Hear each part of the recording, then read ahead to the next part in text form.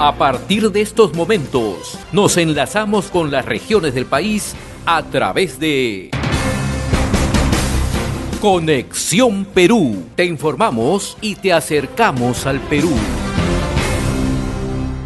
Vamos a establecer comunicación a esta hora desde Loreto, desde Iquitos, con el economista Roger Grande Río. Él es director del Instituto de Desarrollo Socioeconómico, director de Prospectiva Amazónica y que conoce muy de cerca el tema que está vinculado al sector hidrocarburos. Qué gusto saludarte, Roger, muy amable como siempre. Gracias por atender esta comunicación. ¿Qué tal, José? Buenas tardes, de acá Iquitos. Sí, te comentaba que esta mañana el ministro de Energía y Minas, Rómulo Mucho, ha indicado que Petroperú es una empresa quebrada y añade que se requiere de cambios estructurales o de lo contrario su recuperación no será viable. Tú que conoces bien de cerca el tema, que sigue muy cerca el desarrollo del sector hidrocarburos, ¿cómo ves la situación de Petroperú? Bueno, José, nosotros le llevamos hace bastante tiempo y también la comunidad nacional sabe exactamente en qué situación se encuentra Petroperú, no de ahora, sino hace bastante tiempo. Y lo curioso de todo cuando implementó este proyecto de la nueva refinería de Talara, se olvidó, no sé cómo, pero se olvidó de que la mayor cantidad de reservas, que era la vena importante para darle fluidez y darle liquidez a largo plazo, con sostenibilidad a la refinería de Talara, era justamente el petróleo que tenemos en el subsuelo de Loreto. Cuando se valorizaba todo esto, y en ese tiempo, coincidentemente, en ese tiempo también había toda una propaganda de Petroperú promoviendo los lotes 192, 64, lote 8, 95, 67,39. Juntos daban un bloque inmenso de riqueza hidrocarburífera que se convertía finalmente en un recurso comercial bastante importante. Pero la otra vena que faltaba en esta estructura financiera que estaba proponiendo Petroperú era justamente que no lo habían incluido a Loreto ni al oleoducto no en el plan. Este plan finalmente se dio, no le involucraron a Loreto, ni el petróleo de Loreto, ni las comunidades, porque finalmente si hablamos de petróleo hablamos de comunidades, hablamos de conflictividad y hablamos de gobernabilidad. Al aislarle a Loreto y no dejar operativo, el oleoducto no operado, finalmente eso es lo que estamos viendo, ¿no? Una empresa que ya está quebrada desde hace 2 años, porque mirando los estados financieros del 2022, que ha tenido una pérdida de 271 millones de soles, y en este 2023, al cuarto trimestre, acumuló 823 millones de dólares de pérdidas. Eso ya es una alarma importante, porque ya no estamos hablando de una entidad, de una empresa o compañía que está dando señales de mala conducta financiera, sino que te está diciendo de que ya estás en problemas financieros, ¿no? Y ahora finalmente tenemos un ministro de Energía y Minas que declara, al igual que el ministro de Economía, que no quería reconocer que estábamos en una recesión, y finalmente cuando reaccionó ya estábamos en total problemas económicos, ¿no? Ahora tenemos un ministro que reconoce con retardo la situación financiera y estamos ahí, ¿no? En una de las cosas de esos 823 millones de dólares de PR que tenía el cuarto trimestre Petroperú, es que al tema del oleoducto, o sea, echa la culpa 11 derrames que hubo en el extremo del oleoducto no peruano, y eso ha sido que para provisionar los 44 millones de dólares en el oleoducto no peruano, producto de las estados a terceros. O sea, una de las cosas, no el paquete financiero para explicar la pérdida de Petroperú, justamente, entre otras cosas, es de que había 11 roturas, accidentes, por tercero, que obligaron a Petroperú a tomar acciones y por tanto también a provisionar 44 millones de dólares que suman a la pérdida de ese 2023. Roger, un tema que ha abordado esta mañana el ministro Rómulo Mucho es que, si bien es cierto, Petroperú está en una situación de crisis económica, está quebrada, pero ha señalado que no se puede baratearla ni mucho menos regalarla, ¿no? Que no es el camino respecto a la petrolera, pues se ha gastado mucho y se ha invertido mucho en ella. Entonces la gran pregunta es, ¿qué salida se le puede encontrar? ¿Solamente cambios estructurales en la administración, en la gobernanza de Petroperú, o se requieren otras cosas? Otra cosa, por ejemplo, una señal que dio el nuevo ministro de Economía finalmente es que va a reestructurar el directorio de Petroperú, de hecho. Y segundo, hay que cambiar la forma como es que generamos gobernanza en el territorio. Petroperú ha tenido muchas limitaciones para generar gobernanza y sobre todo cambiar esa figura, digamos, de colapso que ha tenido en la Amazonía respecto a accionar en los últimos 40 años de Petroperú, ¿no? Al tener operativo el lote 8 y que finalmente ha tenido todos esos problemas que ahora nos están mostrando, ¿no? Las comunidades con el tema del derrame petrolero. Entonces, regresar de años a una actividad, pero ya no es un problema de hace 20 o 30 años, sino un problema ahora que es mucho más complicado, que es mucho más difícil de resolver, porque no solamente es tener el contrato, en el lote 192, por cierto, sino que va más allá. Por ejemplo, no solamente es, ya pues tenemos 1.5% en el contrato para el Fondo de Desarrollo, tenemos más o menos un 25% de regalías en promedios en ese lote, pero hay otros problemas que le están generando ahora y que no le va a permitir continuar si es que en este año comienzan a producir el lote 192. Es decir, falta gobernanza y falta operatividad, no es el contrato, sino que en el otro extremo Petroperú debe actuar inteligentemente para generar gobernanza en ese territorio y cómo hacer que esas comunidades que también tienen sus propias demandas, que por cierto no son nada viales, ¿no? Pero hay que ver cómo convencemos una cantidad de federaciones que están pugnando por sacar un provecho de este recurso y aprovecharse también de este recurso, de este beneficio, cómo generamos gobernabilidad en ese territorio. Es una apuesta complicada, más o menos $1.000 millones que falta meter en el lote 192 y Petroperú definitivamente no lo tiene. Altamesa tampoco, no sé en qué situación financiera está Altamesa, pero finalmente el lote 192 es ahí. Si quiere operar Petroperú en el lote 192 va a ser complicado, va a tener que ser bastante inteligente para que pueda entrar ese terreno. Ahora, hasta hace poco el exministro de Energía y Minas, el señor Vera Gargurevich, insistía en la necesidad que el gobierno aporte un salvataje a la empresa estatal, ¿no? Se hablaba de 2.500 millones de dólares, cifras más, cifras menos. Luego se dijo que ya no iba a ser dinero fresco, que si no se iba a hacer con cartas de garantía.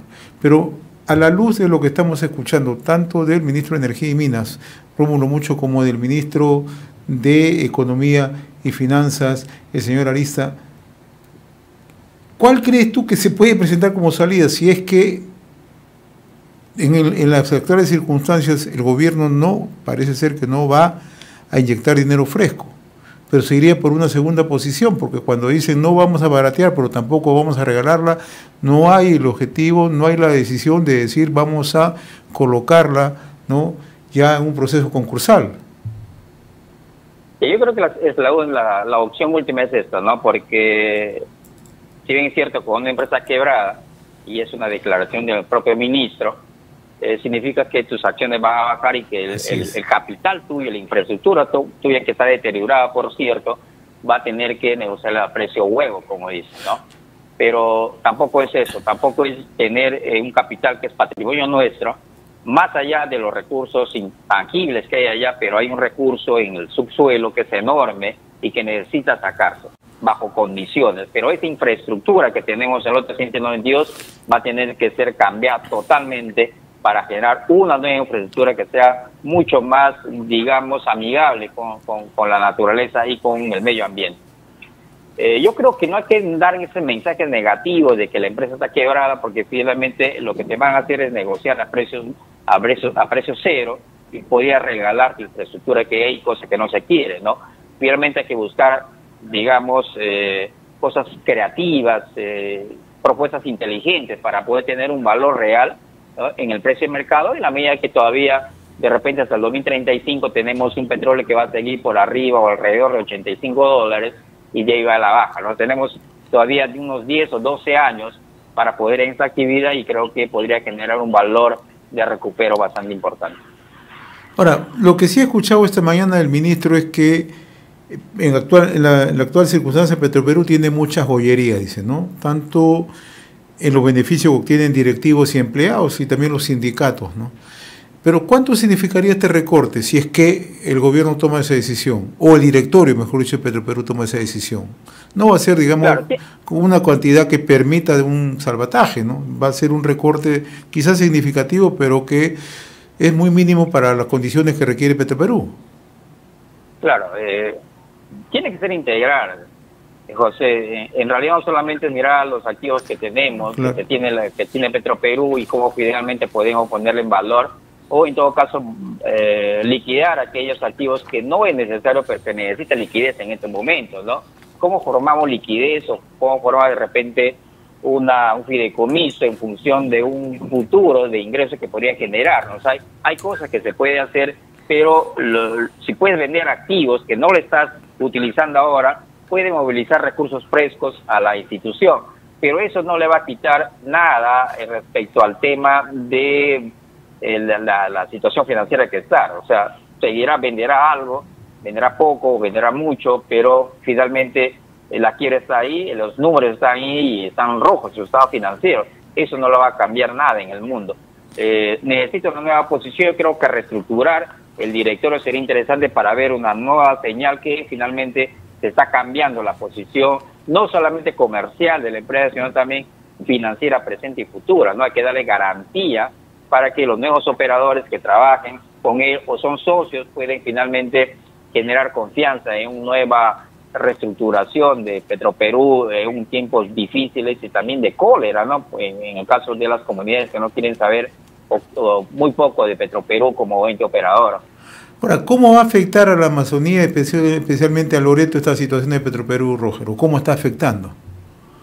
Bueno, en realidad, mira, hay una confusión respecto a la redistribución del canon. Hay finalmente ha sido compensar quizás, ¿no? Porque hasta enero de este año, la 24300 generaba una redistribución mal hecha porque finalmente generaba mayor recursos del canon a las poblaciones o a las ciudades con mayor población. Hoy es al revés, ¿no? Pero finalmente está afectando a 4 provincias del departamento de Loreto que no tienen actividad petrolera y eso le está afectando financieramente. Si es que ponemos en valor el lote 192, el lote 8, ojalá que en este segundo semestre se comience a operar, yo dudo un poco, también podemos rescatar el lote 64, es decir, en el escenario óptimo, José, si es que el 64 se activa, si es que el 192 podemos recuperarlo, ¿no? Los activos perdidos, el lote 8, 67-39 va a ser un poco difícil, ¿no?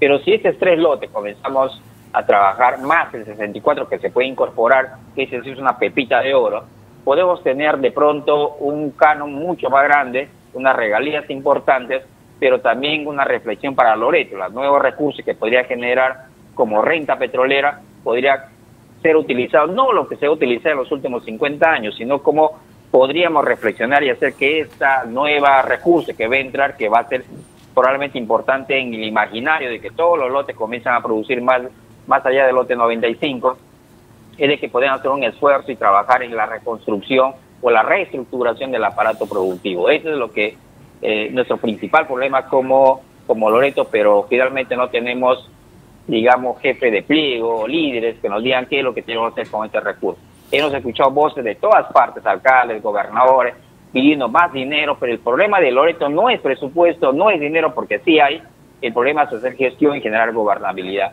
Eso es lo que nos falta. En el momento, ¿qué lotes operan en Loreto, mi estimado Roger? ¿Me repites, José? En el momento, ¿qué lotes operan en Loreto? ¿Solamente el lote 95? Actualmente está el lote 95 con alrededor de 20.000 barriles, ¿no?, de petróleo.